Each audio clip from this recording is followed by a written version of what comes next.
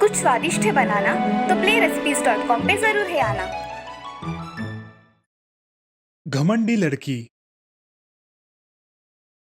राधापुर नाम के गांव में एक श्रद्धा नाम की लड़की अपनी माँ सुमति और पिताजी राम के साथ रहा करती थी। वो लोग गरीब थे मगर उनका परिवार छोटा और खुशहाल था। श्रद्धा की एक सहेली थी जिसका नाम था सेजल। सेजल बहुत अमीर थी और उसे अपनी अमीरी पर बहुत गर्व था। उसकी माँ का नाम था सीमा और पिताजी का नाम था श्याम। श्याम पेशे से एक बहुत बड़ा व्यापारी था, इसीलिए काम के बहाने हमेशा बाहर रहा करता था। सेजल की माँ भी अपने सहेलियों के साथ हमेशा घूमने जाया करती थी। सेजल अमीर होने के कारण उसे पैसों की कोई कदर नहीं थी। ऐसे ही एक दिन श्रद्धा अपने कॉलेज के लिए जा रही थी, तभी उसके आगे सेजल के पिताजी की गाड़ी आकर रुक जाती है। अरे तुम कहाँ जा रही हो? अरे सेजल, मैं कॉलेज जा रही हूँ। तुम कहाँ जा रही हो? अरे मैं भी कॉलेज जा रही हूँ, चलो तुम मेरे साथ। वैसे भी तुम कब ऐसी गाड़ी में बैठ सकोगी, चलो। ये सुनकर श्रद्धा को बहुत बुरा लगता है। सेजल, मैं ये सब्जियाँ घर में रखकर फिर कॉलेज में आऊँगी। तुम जाओ आगे, मैं आती हूँ। जैसे तुम्हारी मर्जी, मैं तो चलती हूँ। सेजल हमेशा किसी न किसी का अपमान करते ही रहती। ऐसे ही एक दिन वो अपने घर में काम करने वाली सुषमा का उसके कपड़ों को लेकर मजाक उड़ाने लगती है। सुषमा दीदी, आपकी साड़ी कितनी फटी हुई है। आपके पास पैसे भी नहीं होंगे ना नई साड़ी खरीदने के लिए? अरे दीदी, हमें जो भी मिलता है हम उसी में बहुत खुश रहते हैं। अरे ऐसे कैसे दीदी, तुम गरीब हो ना, फिर कहाँ से लेकर आओगी कपड़े? दीदी, आप मेरा मजाक उड़ा रही हो। मैंने आपसे कुछ नहीं पूछा, फिर भी आप मुझे खरी खोटी सुना रही हो। जाने दो दीदी, मैं जा रही हूँ। ऐसा कहकर सुषमा वहां से चली जाती है। सेजल हर किसी के गरीबी का मजाक उड़ाती रहती। ऐसे ही एक दिन उसके कॉलेज के सामने एक लड़का रास्ते से जा रहा था। वो अपने ही विचारों में तल्लीन था। रास्ते से आने जाने वाली गाड़ियों की तरफ उसका ध्यान नहीं था। सेजल ने यह सब देखकर भी अनदेखा कर दिया। तभी श्रद्धा की नजर उस लड़के पर पड़ी। अरे क्या कर रहे हो? तुम्हें पता भी है अब तुम कौन सी मुसीबत में फंस सकते थे? अरे नहीं श्रद्धा, मैं ज़रा अपने विचारों में ही चल रहा था। आगे से ध्यान रखना। वो लड़का वहां से चला जाता है। श्रद्धा सेजल से बोलती है, अरे तुम तो यही थी ना सेजल, तुमने उसे देखकर भी अनदेखा कर दिया। कुछ हो जाता तो? मुझे क्या करना है उससे? तुमसे तो बात करना मुश्किल है। हाँ तो मत बात करो। ऐसा बोलकर सेजल वहां से चली जाती है। उसी दिन उसके पिताजी को उनके बिजनेस में बहुत बड़ा लॉस हो जाता है और उस लॉस की वजह से उनके बहुत बुरे दिन शुरू हो जाते हैं। उनके बंगले का नीलाम हो जाता है और श्याम, सीमा और सेजल अपना बंगला छोड़कर एक छोटे से मकान में किराए से रहने लगते हैं। ये सब देखकर एक दिन सेजल अपनी माँ और पिताजी से कहती है, पिताजी, आज तक मैंने राजकुमारी की जिंदगी जी है और आज देखो हमारे ऊपर भगवान ने ये कैसी नौबत लाई है। मुझे तो कुछ समझ में नहीं आ रहा है। बेटी, घबराने की कोई बात नहीं है। हर किसी को मुश्किल दौर से गुजरना पड़ता है। आज हम गुजर रहे हैं, बस इतना ही। मेरी बच्ची, बस और कुछ दिन, फिर सब ठीक हो जाएगा। अब श्याम, सीमा और सेजल गरीबों वाली जिंदगी जीने लगे। अब उनके यहाँ काम करने के लिए कोई नौकर चाकर नहीं थे। बहुत सारे काम सेजल को ही करने पड़ रहे थे। अब सेजल को उसने गरीबों के साथ किए हुए व्यवहार पर शर्मिंदगी महसूस होने लगी। सेजल अब अपनी सहेली श्रद्धा से भी बहुत अच्छा व्यवहार करने लगी। ऐसे ही एक दिन श्रद्धा ने अपने पिताजी से कहा, पिताजी, आप अपने बॉस की मदद से श्याम अंकल को उनका धंधा फिर से शुरू करने में मदद कर सकते हैं क्या? श्रद्धा, वो पहले लोगों से किस तरह से व्यवहार किया करते थे तुम्हें पता है ना? पिताजी, आप ही तो कहते हो ना कि आदमी एक बार गलती करता है मगर दूसरी बार उसे सुधारने का मौका देना चाहिए। पिताजी, हमें उनकी मदद करनी चाहिए। ठीक है, मैं अपने बॉस से बात करके देखूंगा। ठीक है पिताजी। अगले दिन राम अपने बॉस से इस बारे में बात करता है। सर, मुझे आपसे कुछ बात करनी है। हाँ बोलो राम, क्या बात करनी है? सर, मेरा एक दोस्त है श्याम, उसका धंधे में बहुत बड़ा नुकसान हुआ है। क्या आप उसकी कुछ मदद कर सकेंगे? मैं उनकी मदद कर सकता हूँ, मगर मुझे उनके व्यवसाय में पार्टनरशिप चाहिए। हाँ चलेगा सर, वो ना नहीं बोलेगा। राम ये अच्छी खबर सुनाने के लिए श्याम के घर गया। अरे भाई श्याम, मैंने मेरे बॉस से तुम्हारे धंधे के बारे में पूछा। वो तुम्हारी मदद करने के लिए तैयार है। मगर उन्हें तुम्हारे धंधे में पार्टनरशिप चाहिए। क्या बात कर रहे हो तुम राम? मुझे सब शर्तें मंजूर है। ठीक है, मैं उन्हें बताता हूँ। तुम्हारा बहुत बहुत धन्यवाद राम। अरे कोई बात नहीं, चलो मैं चलता हूँ। ऐसा कहकर राम वहां से चला जाता है। राम के बॉस शाम को फिर से अपने पैरों पर खड़ा होने में मदद करते हैं। कुछ ही दिनों में शाम वापस अपनी पुरानी जिंदगी जीने लगता है। अब सेजल के स्वभाव में बहुत परिवर्तन आ जाता है। वो गरीबों का मजाक उड़ाना बंद कर देती है और सबके साथ हंसी खुशी रहने लगती है। इस कहानी से हमें ये सीख मिलती है कि हमें अपनी अमीरी का घमंड नहीं करना चाहिए और सबका आदर करना चाहिए। सारंगपुर नाम के गांव में एक राम नाम का आदमी रहता था। उसके परिवार में उसकी बीवी राधा और उसकी लाडली बेटी कृष्णा रहती थी। राम हर दिन खेतों में काम किया करता था। दोपहर होने के बाद खाना खाने के लिए खेत में काम करने वाले वो 3-4 लोग एक जगह पर बैठ जाते थे और साथ में खाना खाते थे। अरे राम, आज तुमने डिब्बे में क्या लाया है? अरे मैंने पराठे लाए हैं। तुमने क्या लाया है? मैंने सब्जी और चपाती लाई है। भाई तुम्हारे घर का बना पराठा बहुत अच्छा होता है, उसे खाने का हमेशा मन करता है। अरे लो ना राघव भाई, पसंद है तो खा लो, तुम्हारा डिब्बा मैं खा लूंगा। राघव और राम मिलकर खाना खाते हैं, फिर अपना काम खत्म करके अपने घर चले जाते हैं। घर आकर राम राधा से कहता है, अरे राधा सुनती हो, तुम्हारे हाथ के पराठे बहुत लाजवाब है, सबको बहुत पसंद आते हैं। सच में? उसी रात राम के खेत मालिक के घर में चोरी हो जाती है। अगले दिन राम और सारे खेत के लोग मालिक के घर पे जमा होते हैं। मालिक के सारे जेवर पैसे चोरी हो जाने की वजह से अब उसके पास पैसे नहीं बचे थे। इसी वजह से वो खेत के सारे मजदूरों को मजदूरी भी नहीं दे सकता था। भाइयों, मेरे घर चोरी होने के कारण अब मैं आप लोगों को महीने की तनख्वाह नहीं दे सकता। अब आप मेरे खेतों में आना बंद कीजिए। अरे मालिक, ऐसा मत कीजिए मालिक। राम, अगर तुम मेरे खेतों में काम करोगे तो मुझे तुम्हें कुछ देना पड़ेगा, लेकिन अब मेरे पास कुछ भी नहीं है। जी मालिक, जैसा आप उचित समझे। अब आप लोग जाओ, मुझे जब जरूरत पड़ेगी तो मैं आप लोगों को बुला लूंगा। जी। खेत में काम करने वाले सारे लोग घर चले जाते हैं। उनमें से कुछ लोगों को दूसरे खेतों में काम मिल जाता है, लेकिन राम को कोई काम नहीं मिलता। ऐसे ही बहुत दिन बीत जाते हैं। वो घर पर ही रह रहा था। क्या किया जाए जिससे घर का खर्चा निकले? अजी, क्या हुआ है? आप सोच में डूबे हो। 15 दिन से ठीक से खाना भी नहीं खा रहे हो। अरे कुछ नहीं, सोच रहा हूँ कि घर का खर्चा कैसे निकाले, कुछ पैसे मिल जाने चाहिए। अजी, आप चिंता क्यों करते हो? हम कुछ कर लेंगे, आप इतना मत सोचिए। अगले दिन राधा के दिमाग में एक कल्पना आती है। वो अपने पति से कहती है, अजी सुनते हो, मेरे दिमाग में एक अच्छा आइडिया आया है। क्यों ना मैं अपने हाथों से बनाए पराठे बेचना शुरू करूं? हाँ, तुम्हारा ये विचार बहुत अच्छा है। चलो हम कल से ही पराठे बनाएंगे। लेकिन राधा, इसमें तुम्हारी बहुत सहायता लगेगी और तुम्हें बहुत मेहनत भी करनी पड़ेगी। जी आप उसकी चिंता ना करें, मैं सब संभाल लूंगी। राम और राधा अगले दिन पराठे और चटनी बनाकर बाजार में बेचने चले जाते हैं। बाजार में पहले से ही एक पराठे बेचने वाला मौजूद होने के कारण उनके पराठों की ज्यादा बिक्री नहीं होती। वो बचे हुए सारे पराठे एक अनाथ आश्रम में देकर अपने घर लौटते हैं। अजी, कोई भी हमारे पराठे खरीद नहीं रहा है, अब हम क्या करें? अरे राधा, ऐसे सोचोगी तो कैसे होगा? आज तो एक ही दिन हुआ है और तुम इतनी मायूस हो गई। थोड़ा धैर्य रखो, कोशिश करने वालों की कभी हार नहीं होती। अगले दिन फिर उठकर राधा जल्द ही वो पराठे बनाकर तैयार रखती है और उन्हें लेकर राम और राधा बेचने के लिए फिर से अपने ठेले पर जाते हैं। कुछ पराठे राधा घर से ही बना के लाई थी और बाकी के पराठे वो ठेले पर गर्मा गर्म बनाने लगी। उसके पराठों की सुगंध से वहाँ के लोग बहुत आकर्षित हो गए और पराठे खाने के लिए भीड़ कर दी। जी, आपको कितने पराठे चाहिए बताइए? राम, मुझे 10 पराठे चाहिए, बहुत सारा घी लगा कर देना। जी हाँ, बहुत सारा घी डालता हूँ। उनके बनाए हुए पराठे अब लोगों को बहुत पसंद आने लगे। धीरे धीरे उनका व्यापार बढ़ने लगा। अब उनके दुकान पर इतनी भीड़ हो जाती थी कि पराठे भी कम पड़ने लगे थे। लोग उनके पराठों की दीवाने हो गए थे। ऐसे ही एक दिन उनके गांव का सबसे अमीर आदमी रामचरण उनकी दुकान पर आया और राम से कहा, अरे राम, मेरा कुछ काम है, तू करेगा क्या? हाँ करूंगा ना, आप बताइए तो सही। अरे मेरे घर मेरे बेटे का कल जन्मदिन है, तुम्हें पता है ना, हर साल मेरे बेटे के जन्मदिन पर पूरे गांव को दावत होती है। मैं सोच रहा हूँ कि उसके जन्मदिन पर तुम पराठे बनाओ। जी हाँ, कर लेंगे साहब, आप चिंता मत कीजिए। हो जाएगा ना राधा? जी जी, हो जाएगा।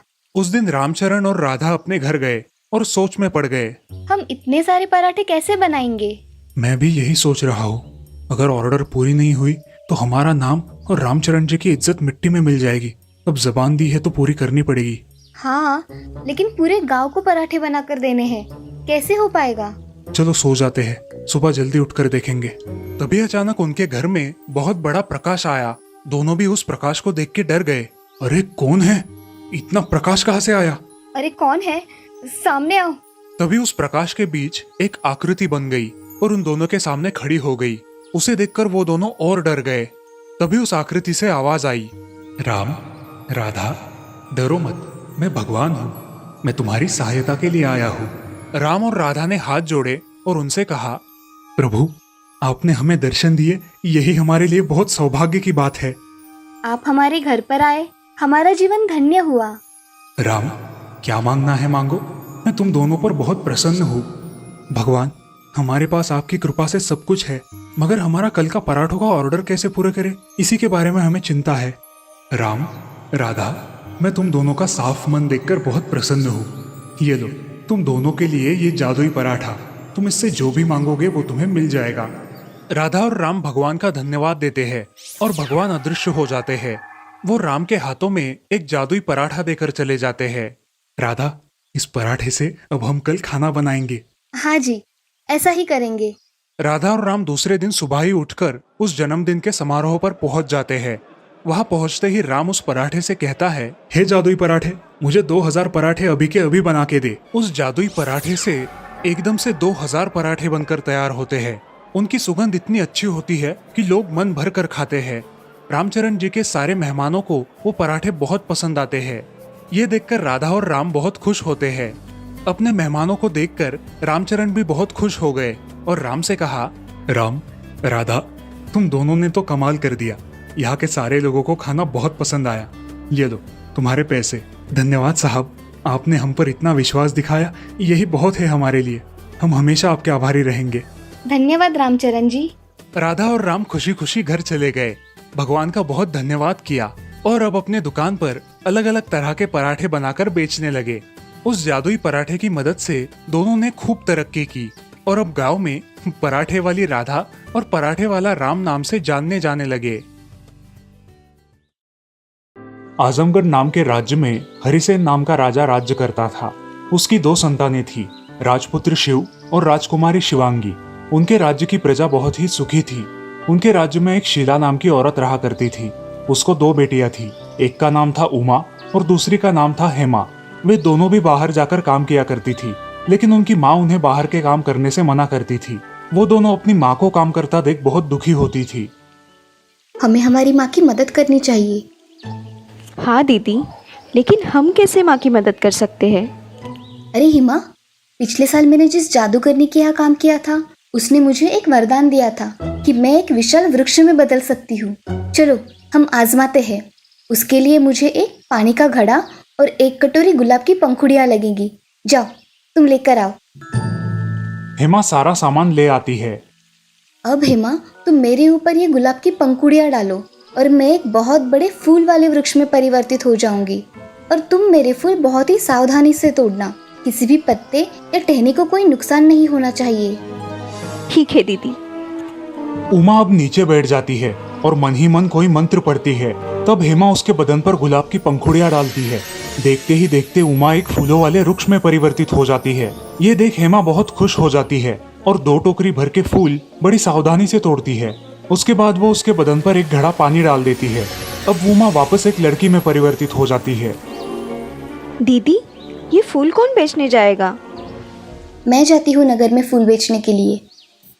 अब उमा राजमहल के बाहर फूल बेचने खड़ी हो जाती है। फूल ले लो, फूल, ताज़ा ताज़ा फूल ले लो। तभी उसकी आवाज शिवांगी सुन लेती है और शिवांगी अपने माँ के पास चली जाती है।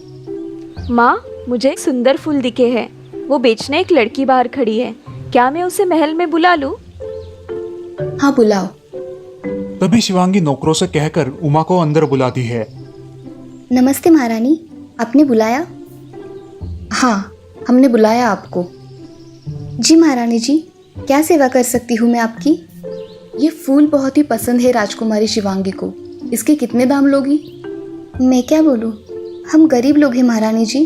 आप जितना दोगी मैं उतना ले लूँगी। ठीक है, रानी वो फूलों की टोकरी ले लेती है और एक सोने के सिक्कों से भरी हुई पोटली उमा को देती है। उमा वहां से चली जाती है। अब उमा भी सोने के सिक्के मिलने की वजह से बहुत खुश है।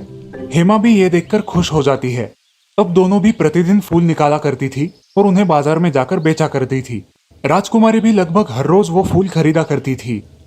ये फूल हर रोज कौन लाता है? ऐसे फूल तो मैंने कहीं नहीं देखे। मुझे इन फूलों का पेड़ देखना है। राजकुमार, हमारे यहाँ ये फूल एक लड़की लेकर आती है।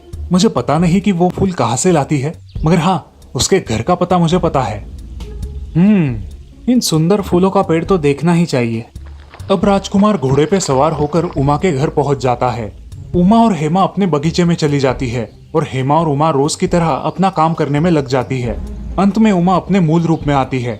राजकुमार ये सब देख लेता है और उमा की सुंदरता पर फिदा हो जाता है। वो राजमहल आकर अपने पिता से कहता है, पिताजी, आज मैंने एक लड़की को देखा है और मुझे वो बहुत पसंद आई है। आपको कोई लड़की पसंद आई है यानी कि वो काबिल तारीफ होगी।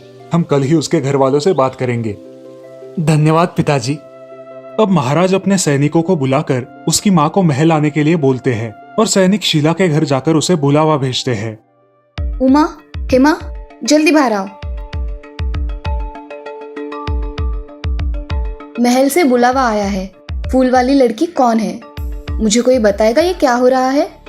तभी हेमा और उमा माँ को उनका फूल बेचने का किस्सा बताती है। ये सुनकर उनकी माँ बहुत दुखी हो जाती है और अगले दिन क्या होगा इस चिंता में डूब जाती है। अगले दिन सुबह शीला राजमहल में गई। तब महाराज और महारानी एक मेज पर बैठे हुए थे और किसी का इंतजार कर रहे थे। शीला महल में आई। महाराज, क्या सेवा कर सकती हूँ मैं आपकी? कुछ गलती हुई है मुझसे? अरे आइए आइए, बैठिए। हमने आपको आज कुछ खास काम के लिए बुलाया है। कैसा काम महाराज? हम हमारे राजकुमार शिव के लिए आपकी बेटी उमा का हाथ मांग रहे थे। क्या आपको ये रिश्ता मंजूर है? महाराज, हम ठहरे गरीब लोग, हमारी और आपकी बराबरी कहाँ? हमें सिर्फ आपकी बेटी चाहिए, बाकी का मैं संभाल लूंगा। ये तो मेरे लिए गौरव की बात है महाराज कि मेरी बेटी आपके यहाँ शादी करके आएगी। तो ये रिश्ता मैं तय समझूं? हाँ महाराज। अब एक शुभ मुहूर्त पर शिव और उमा की शादी हो जाती है। उमा, मैं चाहता हूँ कि तुम तुम्हारे फूलों से पूरे राजमहल को महकाओ। ये आप क्या बोल रहे हो? अरे मुझे सब पता है कि तुम एक पेड़ भी बन सकती हो। राजकुमार और उमा बाग में चले जाते हैं और राजकुमार उसके बदन पर गुलाब की एक कटोरी पंखुड़ियां डालता है। उमा एक फूलों वाले वृक्ष में परिवर्तित हो जाती है। ये सब देखकर राजकुमार बहुत खुश हो जाता है। अब पूरे राजमहल में फूलों की खुशबू फैल जाती है। राजकुमारी शिवांगी अब ये सब खिड़की से हर रोज देखने लगी और मन ही मन उसे जलन होने लगी। ऐसे ही एक दिन उसने महाराज और महारानी की अनुमति ली और उमा को लेकर बाहर खेलने गई। शिवांगी, तुम उसे बाहर ले जा रही हो, मगर उसका ख्याल रखना, ठीक है? ठीक है पिताजी। शिवांगी उमा को लेकर अपनी सहेलियों के साथ खेलने चली जाती है। अब शिवांगी अपनी सहेलियों को दिखाना चाहती है कि उमा कैसे वृक्ष में परिवर्तित होती है। वो उमा से कहती है, उमा, चलो मेरी सहेलियों को तुम एक फूलों वाले वृक्ष में परिवर्तित होकर दिखाओ। क्या फिजूल की बात कर रही हो शिवांगी? मैं क्या कोई जादूगर हूँ? मुझे सब पता है, अब कराती हो कि नहीं? मैंने तुम्हारे साथ आकर बहुत बड़ी गलती कर दी। उमा वो सारे नियम शिवांगी और उसकी सहेलियों को समझाती है और गौर से बताती है कि जल्दबाजी में पत्ते और टहनियां ना तोड़े। अब सारी सहेलियां सामग्री लेकर आती है और उमा को नीचे बिठाकर बड़े ही बेढंगे तरीके से उस पर गुलाब की पंखुड़ियां डालती है। उमा एक फूलों वाले वृक्ष में परिवर्तित हो जाती है। अब सारी सहेलियां बहुत खुश हो जाती है और पेड़ के फूल तोड़ने लगती है। तभी जोरों की बारिश शुरू होती है और सारी सहेलियां जल्दबाजी में पेड़ की टहनियां तोड़ देती है। एक सहेली जल्दबाजी में ही उस पेड़ पर एक घड़ा पानी छिड़क देती है और सारी सहेलियां और शिवांगी वहां से भाग जाती है। अकेली उमा वहां घायल और विकलांग अवस्था में पड़ी रहती है। आखिर वो एक राह गुजरते आदमी से मदद मांगती है। वो आदमी उमा को अपनी बग्गी में बिठाकर उसके घर छोड़ देता है। उसे इस हालत में देख उसकी माँ बहुत परेशान हो जाती है। वो उसका इलाज करवाती है। वहाँ राजमहल में शिवांगी, उमा कहाँ है? वो नहीं आई। कहाँ छोड़ के आई हो उसे? आ जाएगी खुद ब खुद। महारानी राजकुमारी शिवांगी से पूछताछ करने की कोशिश करती है, लेकिन वो उन्हें कुछ नहीं बताती। राजकुमार शिव उमा को पूरे राज्य में ढूंढते हैं, लेकिन वो कहीं नहीं मिलती। ऐसे ही एक दिन राजकुमार उमा के घर के पास से गुजरते हैं। अचानक उन्हें उमा उसके घर दिखाई देती है। वे तुरंत उसके पास जाते हैं। राजकुमारी, तुम यहाँ हो? मैंने तुम्हें पूरे नगर में ढूंढ लिया, मगर तुम कहीं नहीं मिली। तुम यहाँ क्यों आए हो? मैं मेरी बेटी को तुम्हारे साथ नहीं भेजूंगी। शीला राजकुमार को सारा किस्सा बता देती है। शिवांगी को उसके किए की सजा जरूर मिलेगी और उसे उचित दंड हो इसका इंतजाम मैं करूंगा। अगर आप शिवांगी को माफ कर देंगे तो ही मैं महल में वापस आऊंगी। ठीक है राजकुमारी। अब राजकुमार उसे उसकी बात मान के अपने राजमहल ले जाता है। शिवांगी उससे माफी मांगती है। उमा ने तो उसे पहले ही माफ कर दिया था। अब महाराज राजकुमार शिव और राजकुमारी उमा का राज्याभिषेक कर देते हैं और वो राज्य के महाराज और महारानी बन जाते हैं। महाराज शिव अपनी रानी का अच्छे से ख्याल रखते हैं और अब वो दोनों खुशी खुशी अपना जीवन व्यतीत करते हैं। दुर्गापट्टनम समुद्र के किनारे बसा एक बहुत ही सुंदर गांव था, जहां चिनप्पा नारियल वाला अपने परिवार के साथ रहता था और कई सालों से नारियल पानी का ठेला चलाता था। नारियल पानी, मीठा मीठा नारियल पानी। एक नारियल पानी देना अप्पा। अयो ये लो जी, मीठा नारियल पानी, चिनप्पा स्पेशल।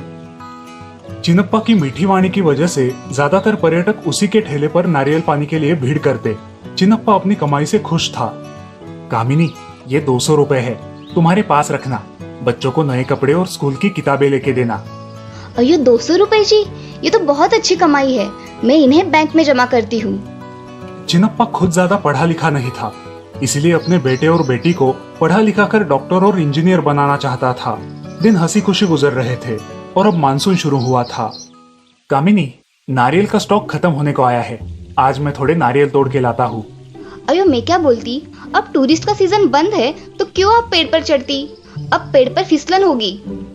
अयो कामिनी, तुम कब से डरने लगा? एक नारियल वाले का बीबी पेड़ पर चढ़ने से कभी नहीं डरेगा। मैं ऐसे जाता और ऐसे आता। कामिनी के मना करने के बाद भी चिनप्पा नारियल तोड़ने के लिए बाग में दरांती लेकर पहुंच जाता है। वो देखता है कि काफी पेड़ों के ताने काई की वजह से फिसलाऊ बन चुके हैं। अयो, बहुत चिकचिक है, संभल के चढ़ना पड़ेगा। दरांती कमर के रस्सी में अटका के चिनप्पा धीरे धीरे पेड़ पर चढ़ने लगता है। जब चिनप्पा आधे से ज्यादा ऊंचाई पर पहुंच जाता है, जोर से हवा बहने लगती है और बारिश शुरू होती है। चिनप्पा के लिए आगे चढ़ना मुश्किल हो जाता है। अयो, लगता है आगे नहीं जा पाएगा, नीचे उतरता हूँ। ये सोच के चिनप्पा धीरे धीरे नीचे उतरने लगता है और पैर फिसल के ऊपर से नीचे गिर जाता है। गंभीर जख्मी चिनप्पा को गांव वाले अस्पताल ले जाते हैं। इस घटना में चिनप्पा की मृत्यु हो जाती है और कामिनी पर आसमान टूट पड़ता है। अब मुझे ही चिनप्पा का सपना पूरा करना है। मैं उसका सपना पूरा करूंगी। मैं स्वामी और माया को डॉक्टर या इंजीनियर बनाऊंगी। उस दिन के बाद कामिनी ने खुद नारियल के पानी के ठेले पर दिन भर नारियल बेचना शुरू किया, लेकिन बहुत बारिश की वजह से पर्यटकों की संख्या काफी कम हुई थी। इतने कम पैसों में मैं चिनप्पा का सपना कैसे पूरा करूं? कुछ सोचना होगा। एक दिन कामिनी की छोटी बहन इरावती उससे मिलने आती है और स्वामी और माया के लिए नारियल की मिठाई लाती है। अयो अक्का, क्या हाल बनाया है खुद का। चिनप्पा का सपना पूरा करना है तो मेहनत तो करनी पड़ेगी ना। अम्मा, मासी ने नारियल की मिठाई बनाई है, लेकिन तुम्हारे जैसा स्वाद नहीं है। स्वामी की बात सुन के ईरा के दिमाग में कुछ कल्पना आती है।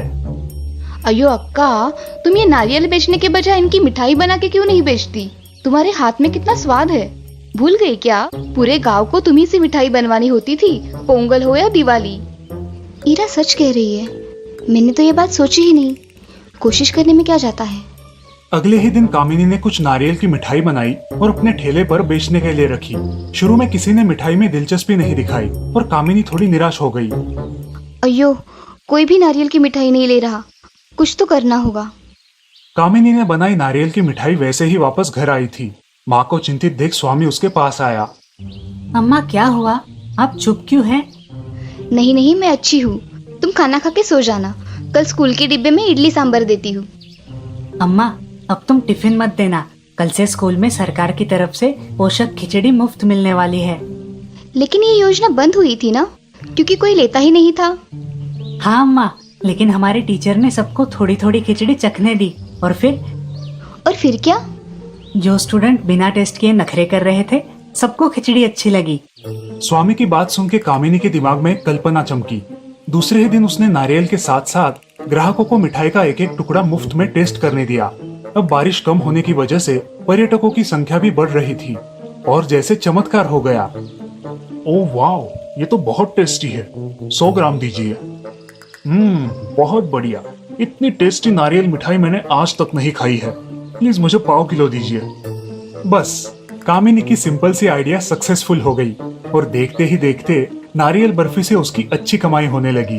धीरे धीरे उसने नारियल बेचना बंद कर दिया और 3-4 महिलाओं को मिठाई बनाने के काम पे जुटा दिया। देखते ही देखते कामिनी की नारियल मिठाई फेमस हो गई थी। एक दिन शहर के एक जाने माने हस्ती उसके ठेले पर आए। अरे वाह, बहुत बढ़िया स्वाद है आपकी नारियल की मिठाई का। क्या आप मेरे मिठाई के शॉप्स के लिए नारियल की मिठाइयाँ सप्लाई करोगी? दिन की 30-40 किलो मिठाई एक शॉप में लगती है। ऐसे मेरी 5 दुकानें हैं शहर में। मिठाई वाले की बात सुन के कामिनी खुशी से पागल हो जाती है। वो तुरंत मिठाई वाले को हाँ कह देती है। कामिनी अपने मेहनत के बलबूते पर जल्द ही बहुत बड़ी सफलता हासिल करती है। अब उसका छोटा घर सुंदर बंगले में बदल जाता है